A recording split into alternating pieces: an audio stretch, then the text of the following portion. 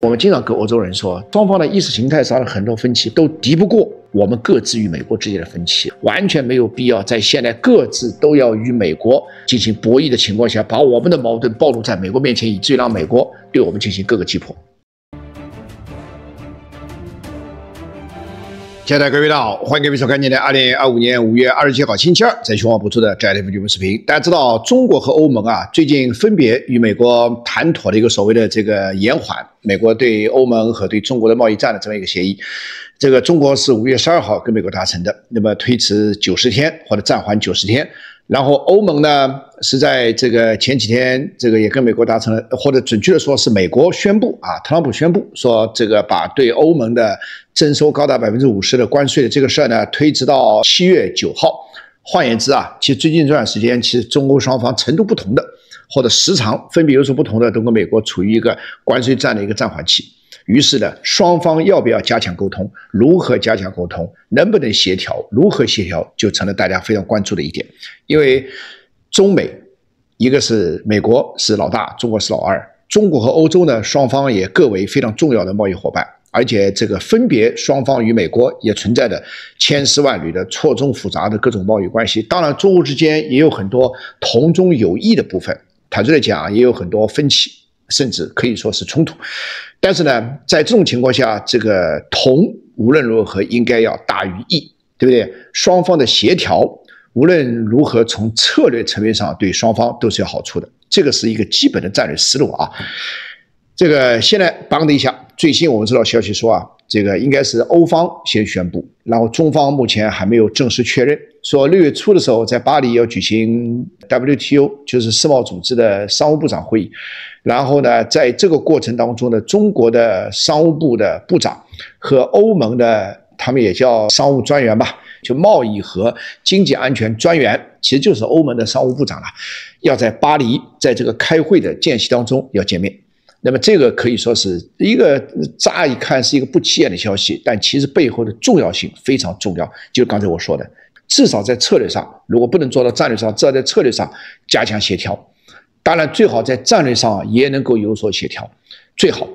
但是这个里面难度也不可低估，但是重要性更不可低估。先说重要性，重要性毫无疑问，如果说这个中国和美国单打独斗，欧盟和美国单打独斗，无论如何都比不上中国和欧洲如果能够合起手来和美国单打独斗。当然这个听上去很理想化，理论上做不到，实际上也做不到，但是双方至少做到在策略上加强一些协调，从而使美国无论从中国还是从欧洲受到的各种策略的信号不至于互相矛盾，不至于我们中国和欧盟双方各自被美国各个击破。大家知道特朗普包括他的团队其实在交易的问题上是很专业的，所以我们经常说特朗普他是一个交易性格 transactional， 他的团队同样是如此，所以谈交易他们是一把好手，谈战略未见得是一把好手，但是谈战略中国和欧盟无论从我们的文化底蕴还是战略深度，我们又是一把好手。当然在这个过程当中毫无疑问，刚才我说了中欧之间是有很大的矛盾和冲突的，但是中欧之间再大的矛盾和冲突都比不上我们面临一个共同的对手，再大的矛盾和冲突都比不上我们之间是不存在非常结构性的战略性的冲突。此话怎讲呢？美国和中国是存在结构性的战略性的矛盾和冲突的，因为美国是老大，而中国呢在冉冉上升，迅速崛起，至少在美国看起来中国客观上有可能会挑战它的位置，所以美国是把中国视为眼中钉肉中刺的，这跟意识形态没有直接的关系，但再加上意识形态上的矛盾和冲突，那当然问题就更加错综复杂。但中国和欧盟之间不存在这个问题，中国和欧盟之间老说欧盟现在已经不是世界老大，而且欧盟的雄心也不再成为世界老大，所以中国和欧盟之间不存在什么互相要替代这个关系。当然中国欧洲之间存在的意识形态啦、价值观啦，包括很多电动汽车啦、新能源啦等等，那个什么 over capacity 他们说起来叫什么这个产能过剩的问题所以他们经常对中国实行什么anti dumping反倾销等等。欧洲人喜欢干这个，这样欧洲人有时候脑子不太灵活，比较死板所以他在意识形态问题上会固执己见。但是我们经常跟欧洲人说，双方的意识形态上的很多分歧，包括在产业政策上的很多分歧，包括在什么产能过剩倾销等等这些问题上的分歧，都敌不过我们各自与美国之间的分歧，而且我们这个也敌不过我们之间双方是不存在结构性的、战略性的矛盾冲突的这么一种特点。所以从战略上，假如说能够做这样的规范的话，其实双方不但可以在战略上柳暗花明，同时至少在策略上可以就我们共同的一些策略可以做一些协调。有的解决不了的，各自搁在一边啊，我们可以各自双方在讨论，甚至可以吵得不可开交。但是我们双方吵得不可开交这件事，完全没有必要在现在各自都要与美国进行打交道、进行博弈的情况下，把我们的矛盾暴露在美国面前，以至于让美国对我们进行各个击破。所以从这意义上说啊，6月初中欧双方，我们暂且称之为叫商务部长吧，或者商务头吧，啊，英文叫 trade head， 就是这个管贸易的头，在巴黎利用这个世贸组织部长会议期间啊见面，我认为是有非常重要的战略意义啊。那么当然，这个现在欧盟有官员已经证实了，但是欧盟正式的这个发言人还没有证实，中国官方也没有证实啊。但是这个事儿，其实我觉得和大家先透露一下，我觉得有这个必要。那么当然，这个未来从6月初到现在，应该还有1个多星期的时间啊。这个未来的任何的进展，任何的一些发展，我们都可以关注。同时，如果有可能的话，我个人也会做一些可能在专家看起来未见得很专业，但是从战略上我们可以提供一些这个体制以外的一些旁证和一些建议。另外，说到欧盟呢，给大家讲一个花絮的事啊，就是这2天法国总统马克龙正在越南访问。他应该是前天星期天的时候抵达越南，然后从昨天呢，邦底下世界各国的媒体啊或者社交媒体啊都在传了一个视频，就是国家元首嘛抵达的时候要下飞机啊，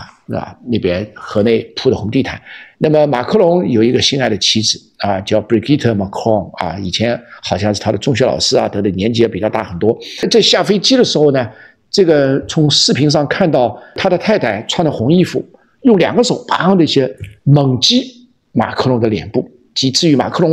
啊保持一种退让和自卫的状态。但很快，因为那时候已经是马上要下飞机了，马克龙马上恢复了一种尴尬的一种微笑的状态，然后就步下旋梯。在步下旋梯的过程当中呢，出于本能，他把他的右臂给了他的太太，但是他的太太就没有接，甚至有点甩开他的右臂，于是2人就各自并排，但是各自下了旋梯。这个事儿一般的人们都会理解成是2人不但有矛盾，而且脾气还不小，而且马克龙在家里可能还受了很大的窝囊气。当然背后有没有他的责任我们就不去八卦了，但这个事儿至少这个视频是真的。而且马克龙他不但是一个普通的法国男人，他还是法国国家元首啊，他家里的再大的小事儿都不是小事儿。于是昨天马克龙亲自出来自己来解释了，他说这个视频是真的，但是你们夸大了，我们2个是开个玩笑而已We are joking around， 我们在捉迷藏般的开玩笑。谁会这样开玩笑？除非脑子有问题，背后肯定有问题。但是这个问题呢，我们也就八卦一下了，肯定不必去把它夸大，因为元首的私人的事儿也是私人的事儿。你包括法国人有这个传统啊，在外面什么找情人啦，跟老婆什么离婚啦，以前那个萨科齐啦，还有以前的那个谁，那个奥朗德啦，什么晚上骑着摩托车去见女朋友啦，这种事儿，这个不浪漫就不是法国男人，但是太浪漫恐怕在全世界面前也会丢丑。这一次马克龙就是丢了一个丑啊！当然我希望马克龙现在任期还有2年。